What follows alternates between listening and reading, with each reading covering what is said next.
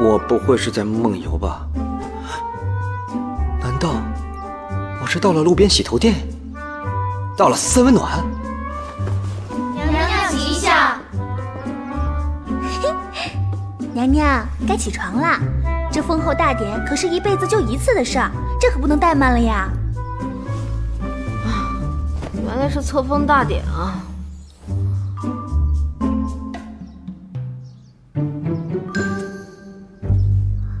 娘娘，您的眼光什么时候变得这么挑剔了？以前奴婢挑的东西，没有一样不是您可心的。难怪以前张鹏鹏不受宠啊，就是因为你这个设计师啊，品味太 low。绿篱，不是我眼光高，是因为你啊，是彻彻底底的女人审美，你根本就不知道男人喜欢什么。你看啊，这只就比你刚刚挑的那只好看，简单而不失大方，优雅而不失身份，重要的是，还带着一点点的骚气。